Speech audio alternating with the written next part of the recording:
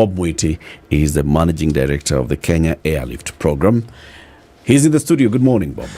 Good morning. Welcome to Kenya's biggest conversation. Asante sana. Very happy to be here. Yes. How's the seat? Hot already. Not.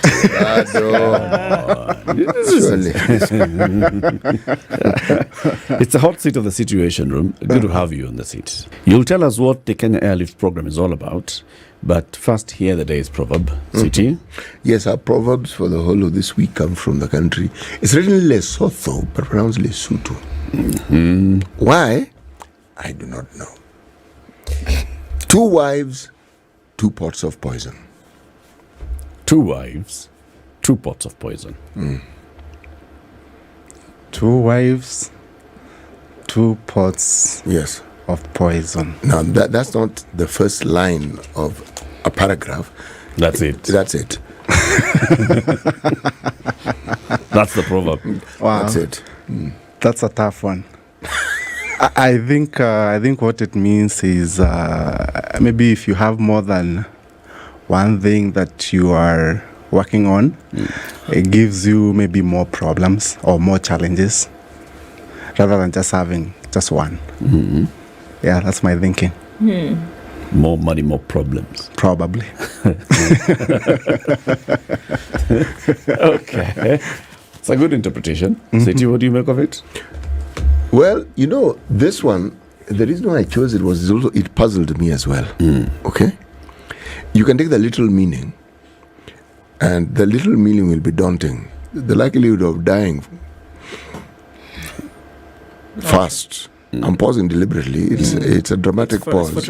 Yes, exactly. Okay. The likelihood, pause, of dying fast, comma, if you have 2 wives, comma, is very high, full stop. Exclamation. I didn't want to go to give that.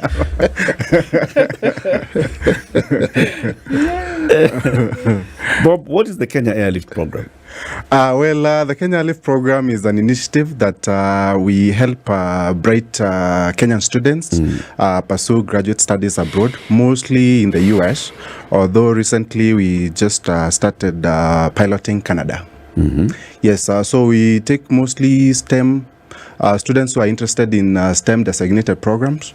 By STEM, I mean science, technology, engineering, math, with a strong emphasis on technology.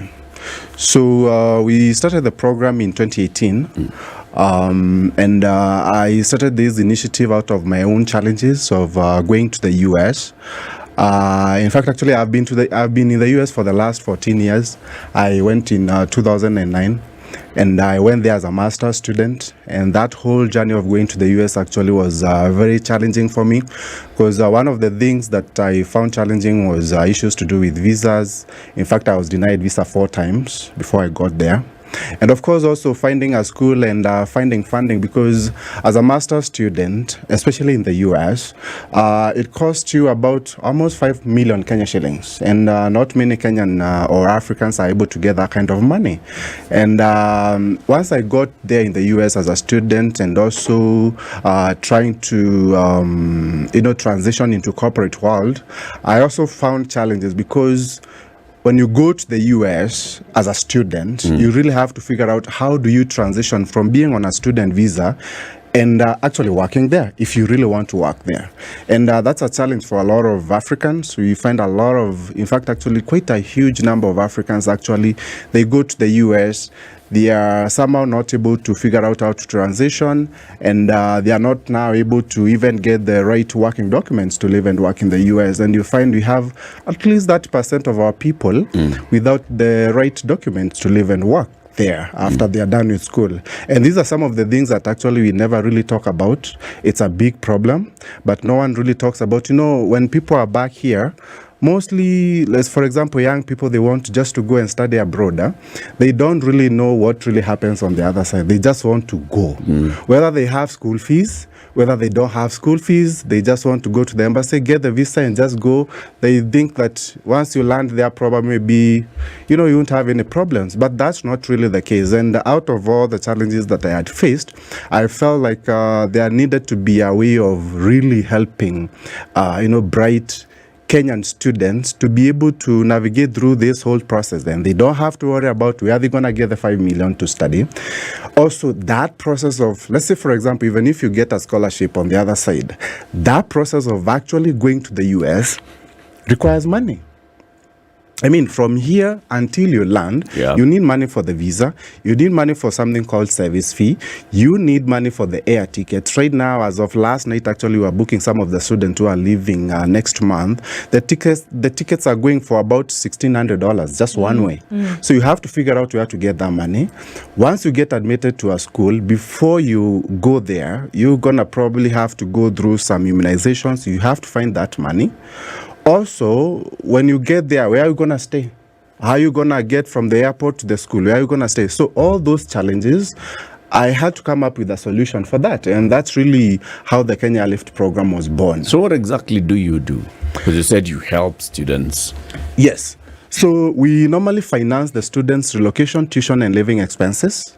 That whole process of going, the cost of studying, which is the tuition fees, and the cost of living expenses, which is a lot of money. As an international student, probably, if you're staying like in a shared accommodation, you'll probably be paying at least around maybe $500, $600 on a monthly basis. And of course, the cost of food and books and all those things also, it adds up. And we facilitate that through a combination of graduate assistantship awards and tuition waivers from the universities that we work with. And on top of that, we offer unsecured international student loans. Now, maybe I can clarify a little bit. Yeah? So we do have partnership with universities in the US. One of them actually is the university that I went to. It's called Indiana University of Pennsylvania. And these universities, what we do is we negotiate for our students to pay less tuition fees than other international students. Now, I'll give you an example. So, for example, if you are going to the US as an international student, and let's say, for example, you are going to that school, it's called Indiana University of Pennsylvania. As an international student, probably you are supposed to pay $20,000 per year in terms of tuition fees for the school. This $20,000 is dollars, of course. $20,000, yeah. $20,000 as an international student. So what we do is we negotiate with the university and tell them, hey, those students who are coming through the Kenya Lift program, we would love you guys to reduce the amount that they have to pay, so that instead of a student who is coming through the program having to pay $20,000, they can pay, for example, something like $15,000. Now, but you see that $15,000 also, in as much as you've negotiated for the waivers, still that $15,000 not mean a student can be able to get that money. So what we do is we behind the scenes actually we are financed by an organization based out of the US in Washington DC. It's called Empower Financing. It's more or less like a bank, fintech company, and they are the ones who help us with that portion of the tuition and living expenses. So you don't really have to worry about all that. Let me ask this question. Yes. I like what you're saying, because one assumes that you only need to get up, get to the airport, find a plane, board it, and go to the US, and everything will be fine. Correct. It's a lot more complicated. Very. Now, is this a social service that you're providing, or is it a business? Very good question. Actually, we are registered as a corporation in the US as the Kenya Airlift program. So we are not how do I put it? Non-profit. Non-profit. You are not a not-for-profit. Yes. You are a for-profit. Yes, for-profit. Yes, organization. Correct. Yes. Very good. Yeah. So how do you make your money then? Because everything so far, the students don't seem to be benefiting. At what point do you make your money? Absolutely. So, so when students join the program, so in as much as we are facilitating, relocation expenses, tuition and living expenses, also the students, they have to make some commitment to join the program. At a minimum, our students are required to put in $1,100 to join the program. To join the program? Yes, $1,100 to join the program. That is your entry fee? That's our entry fee, yes. Okay. And of course, you have to meet the academic requirements, which is basically you must have scored at least, if you want us to, there are two options of the program. If you really want us to help you with the relocation, piece, you must have scored at least a B plane in KCSE with a B in math or physics. And once you join the program, you are supposed to take an exam called GMAT or GRE, which you are supposed to pass very well. In fact, for a GMAT exam, at a minimum, we require 550 out of 800, which is not really an easy score to get. GRE, you have to score at least a 310 out of 370. So we take the best of the best, yeah, because of the fact that we have put in a lot of, there's a big stake that we have in these students, so we don't want to end up picking someone out there and then giving them money, and then actually they are not interested in going to school. They're interested in doing something, other things in the US. So we are very, very strict with the kind of students that we really look for. But also on the other hand, if you scored a C+, we know that still you are still smart person and you can be able to handle graduate studies. So if you scored at least a C+, we don't require you to do the GMAT exam, but we require you to pay for your relocation. That piece of moving from here to the US, you still have to take care of that. But on the other side, we'll still take care of your tuition and living expenses.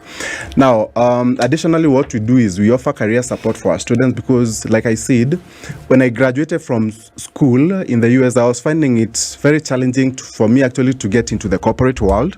And I was actually able to get into corporate world because of the fact that I used to mingle with Indians and I could see what they were doing. And most of them actually were graduating and were getting very good jobs in the tech space. So me, I did BCom from Strathmore, finance, accounting. I had done some ACCA, so tech was really never my thing. But then again, when I went there and I was finding all those challenges, I tried to look at what these other international students were doing, especially Indians, and I found out that mostly they were getting into tech and they were actually getting good jobs. And that's how I ended up getting into the tech world, and I got trained as a systems analyst. I got a job as a senior systems analyst working for Fortune 500 companies in the US, and that's really how I was able to transition. Now, in the Kenya Live program, we also support our students because we know for a fact that a lot of African students, they struggle being able to get into the corporate world. And what we do is, as a student pursue their master's studies, we also train them on the side on job skills. We have fantastic training programs on robotics, process automation, data science, and cybersecurity. And these are job skills that they are trained on. So as you pursue your master's, which is academic, on the other side, you have the skills that are needed. Now, you asked a very good question. How do you make your money? Yeah. Because everything you're supporting. Yeah, absolutely. I think we're getting there. Yeah. So that's he's not throwing breadcrumbs. He's throwing loaves, so we can actually follow. So that you can be able to follow. Yeah. So I was actually about to get to the point where we are making money. So one, for someone to join the Kenya Live program, as a company, we do charge a consultation fee, which is 1,100 USD, yes. That's our consultation fee for you to be in the ecosystem of the Kenya Airlift program. Secondly, also, the loans the funding that we give to the students. I told you, behind the scenes, we are funded by a company based out of the US. We actually make money from those loans that we facilitate to the students. Okay? So this Kenya Airlift owns that finance company? No. Is there somebody you partner We with? have a partnership, yes. So you have an arrangement? We have an arrangement with the organization to facilitate our students to get the funds that are needed. So since it's a loan, there's interest attached to it. There's interest, yes. So in that interest, you have your interest? Yes. Okay. Yeah. Out of that interest, we have something out of it. I don't get it. I'm lost. Yeah. I've only gotten to a point where I'm paying about 150,000 shillings to get into the Kufungua file. Yes. Right? $1,100. Okay. But this thing is supposed to be free. So what's my understanding? Only $1,100 and I get to go and study in the US or Canada. Correct. And I will not pay anything else beyond that. Yes. If you have $1,100, you will actually be able to go study without having to worry about any other money. But remember, there was that little thing about B.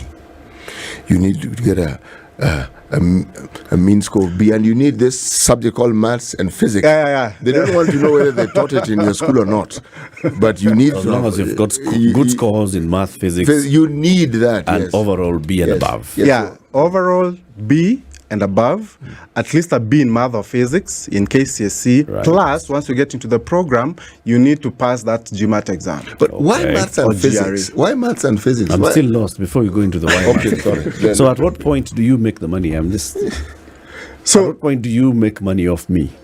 When you enter the program, So when you once $1,100, Yeah. that money is theirs. You've given it the to them. $1,100. Okay.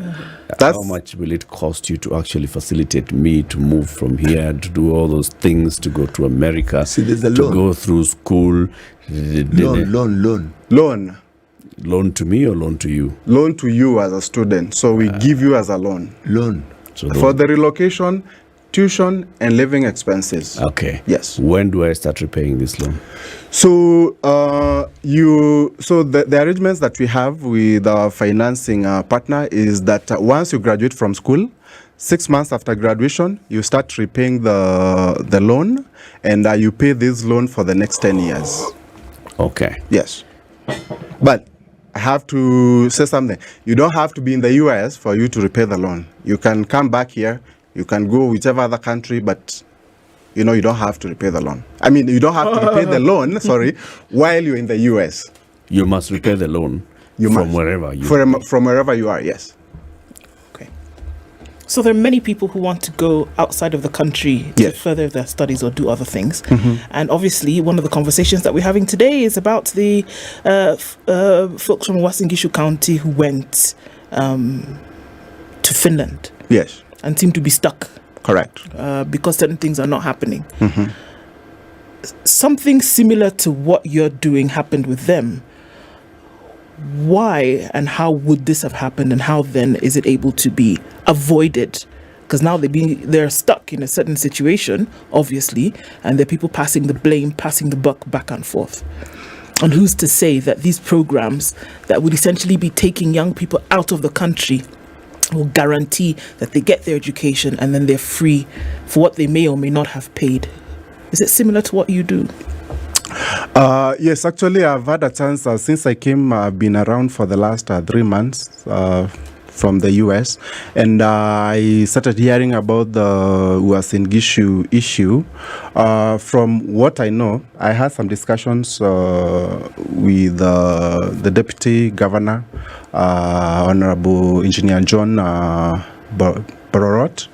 And from what I heard is the fact that what happened is they sent the students to Finland, but what happened is from the parents, they thought that this was a scholarship, which actually was not. So basically what they were doing is they were collecting money from parents, and then they would put this money in a pool, and from this money they would use it to pay for the school fees for the students who are already on the other side.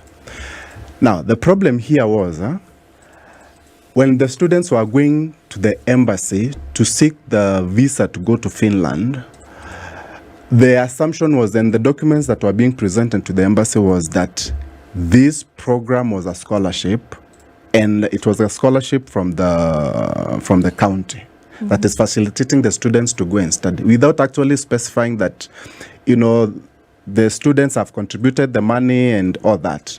So what this meant was there was not also enough money from what I heard, enough money to be able to pay for all the school fees for the students who are on the other side, which now created a problem where students are not able to pay for the school fees, and the school needs the school fees to be paid, which now, if they are not able to pay for the school fees, then it means these students are more or less likely to drop out of school and become it's usually called out of status. Basically means you are not a student anymore, and you are basically there illegally.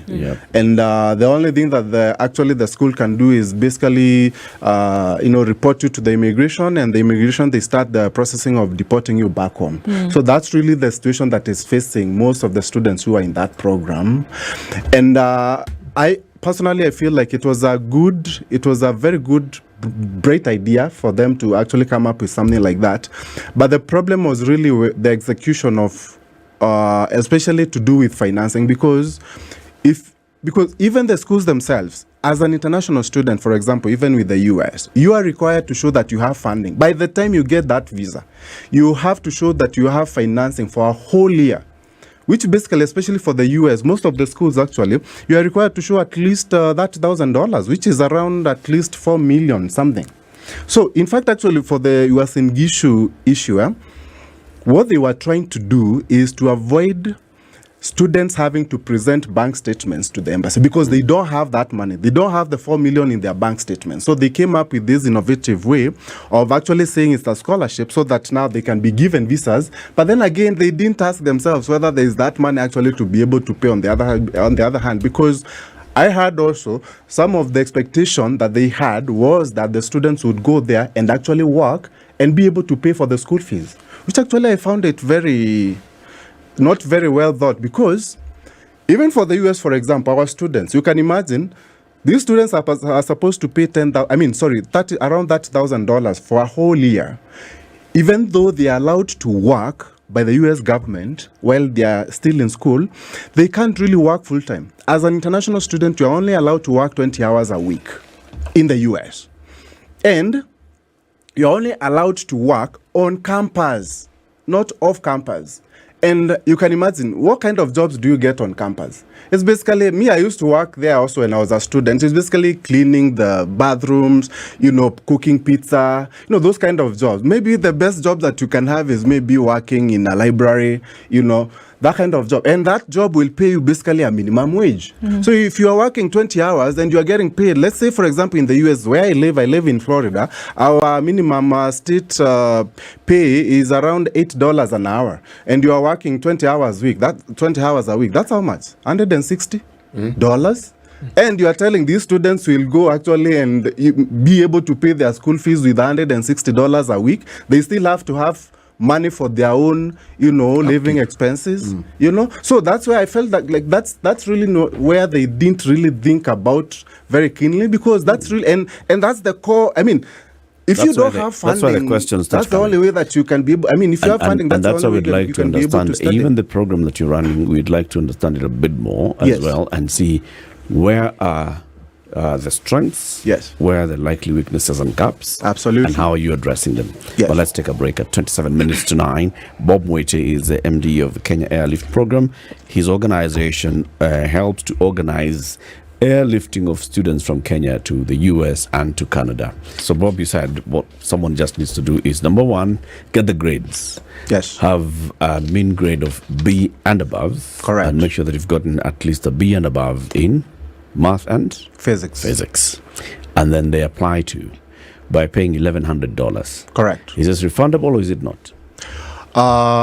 Not everything is refundable. We have a policy where if you join the program and you decide to withdraw at some point, the refundable fee is $500. So 500 of the 1,100. Yes. Is what is refundable. And this is if you opt out at any point. If you opt out at any point. And of course also because during that whole process of relocation, there's expenses that you'll have been incurring. If there's any expenses also that will be in your account, and of course that the non-refundable fee will be the refundable fee will be $500, and then if there's any expenses that you'll have incurred through the process, that one will also be deducted. It's also reimbursed or deducted. Deducted from your. What if I do not get a visa?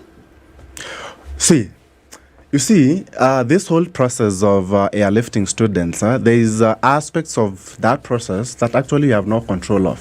One of them is admission to schools. In as much as we have partnership with these universities, we have no control of actually how they admit the students. In fact, actually, you might be having all the qualifications, you've passed the GMAT exam, and we apply to the school that you wanted to go, and you might not be able to get that school, maybe for that specific intake, because schools usually have different ways of looking at things. Maybe, for example, the time that you're applying for you, maybe they've already filled up the class. So you don't have any guaranteed slots? No guarantees. Even with the university? Even with the universities, yes. Indiana University of? Pennsylvania. City in Indiana University of?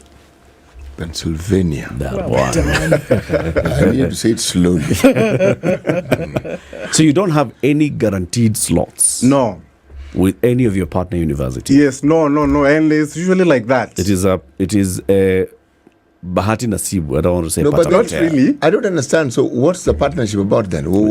If there are no guarantees, then what's the No. partnership You can for? see. You can't be guaranteed admission because There are slots. Yeah, slots. You know, there's No. You can't be guaranteed admission if I meet the requirements. Yes. Yes.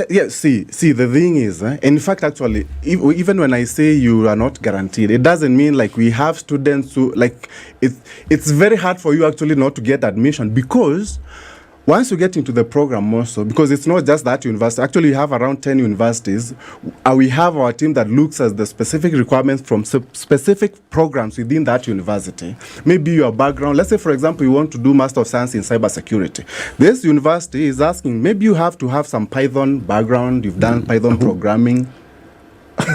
Python what? Python is a programming language. Unaweza kula kuku mzima peke yako. Wewe ni Python. Yeah, so Na manyoya. Na manyoya. Wewe ni Python.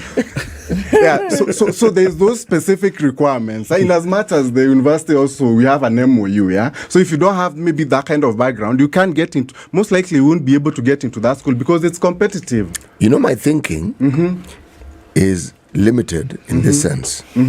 I am looking at university requirements in Kenya Yes. and the time when I first went to university to study education. Yes. All I needed was to get a certain grade. That's it. Yeah. And I would get what I wanted if I qualified for it. Yes, there were times when you couldn't, but in my case, I got what I wanted. Okay? There were no issues. Yeah. I even chose whatever it is that I specifically wanted to learn. Now, are you saying that with the partnerships you have, I pass my GRE, I have, in fact, an A in maths and an A in physics. Forget the B that you're talking about, okay? And every other requirement, all those, I've ticked the boxes, as they say. I still don't have a guarantee. You will.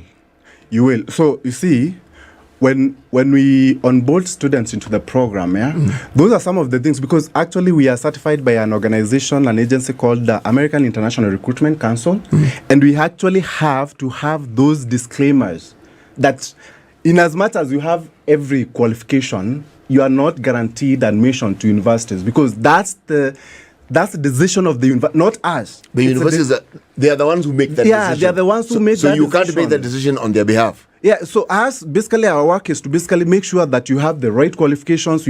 We present basically the right candidate to the school for them to admit. So we make their work easier. So, but it doesn't mean that I must pay the 1,100 to you before you make the application for me. Yeah. Once you are getting into the program, And once I've done that, once you make that accept my 1,100, you have also checked, and I've seen at least I've made the minimum.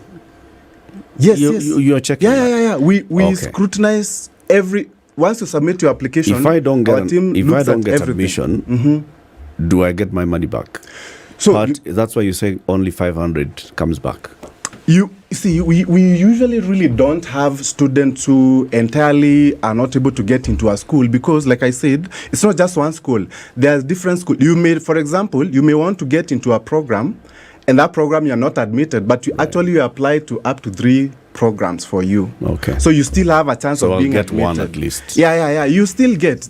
What I'm trying to say is that because also I heard from the USN Gishu issue that some of the students were saying, hey, were complaining that, they've been in the process for so long and they've not been able to go, because that process there can be delays because of the fact that maybe this program that you wanted to go didn't admit you for that intake, but they might admit you for January.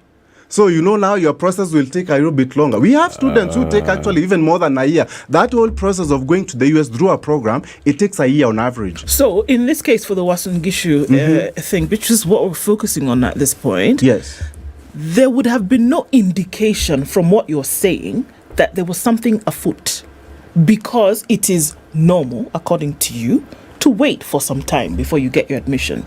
It's normal, according to what you're saying, that you could pay something and you would go on the other side and then maybe pay the rest. It's normal that you pay something and get a scholarship, because that is what these folks believed, that they were on scholarship. However, there's something that they did pay to go. all of the things that led up to these students going from Kenya to Finland, the information that they had then was normal. In a program like yours, it is then normal. There would have been nothing that would set off the alarm bells in anybody's head that, there was something wrong, isn't it?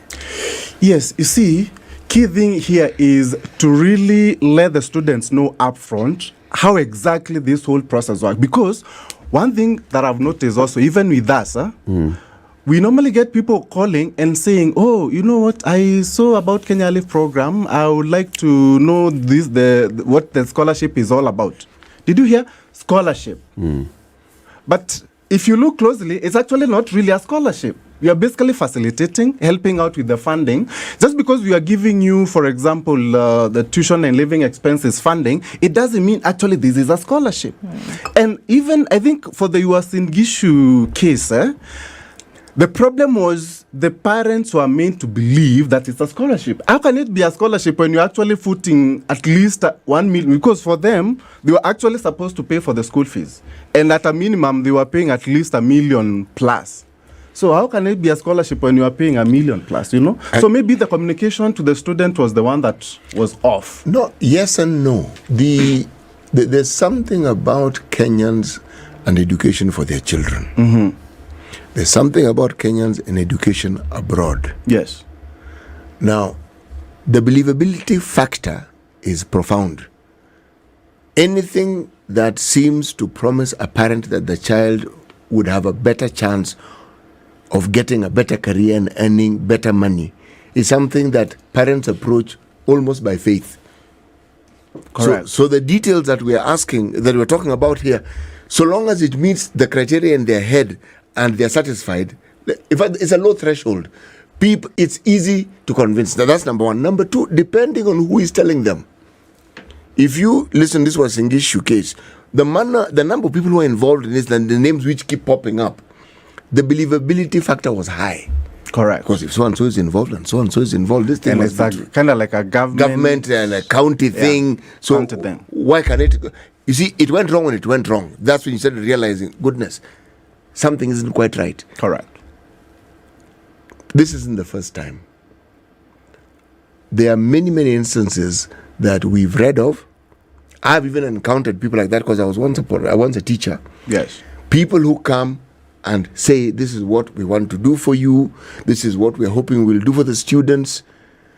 And one or two of them, when you start asking questions, you realize they don't really have answers to the questions I'm asking. So you feel this may not be quite what they're saying. Correct. But how do parents get to ask the right questions? That is what I'd like to ask you. Because you have a system which, as you say, works. What questions should parents ask when someone comes and says, we have a program that can help you get your child abroad? Yeah, the bigger question is actually one, what am I putting into this initiative as a parent or as a student, yeah? And if I put in this amount, what in case things don't work out? Because like we said, it's not like 100% guarantee that it will work out, right? If things don't work out, then what do I get back as a refund? Probably. So all that needs to be stipulated somewhere. Maybe in a handbook, for example, like us, we have that 2-page document that actually has the schools that you work with, the programs that you can choose, the cost of studying there, and everything else about what you are contributing goes for what. So that now, even as you join the program, you have already read that handbook, and it's very clear to you that this is actually how the program works. In case you have any questions, we have a team that you can have a team that is there to really answer those questions and make you become at ease for you to be able to proceed with the process. Because the last thing that you want to happen is for a student to actually join the program. They don't know how the program really works. And then 2 or 3 months down the line, they are withdrawing from the program. And the moment you withdraw, you've already lost at least $500. Yeah. So it's very, very important that they understand this is how it works. If you put in this money, if you are not able to succeed, then you're going to lose this amount of money. And that's actually normal.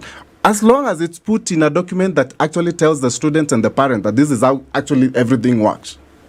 Because that's the point. The point is in the clarity at the very beginning. Yes. At the point when somebody is signing up what exactly are they signing up for? If you're signing up for this particular program, say you're saying all you need to do is you pay to get into the program, and then we have networks on the other end that will support you getting into university. We'll have networks that will support you pay through your tuition fee. We'll have networks that will support you to pay through your accommodation and your upkeep while you're studying for the whatever degree program.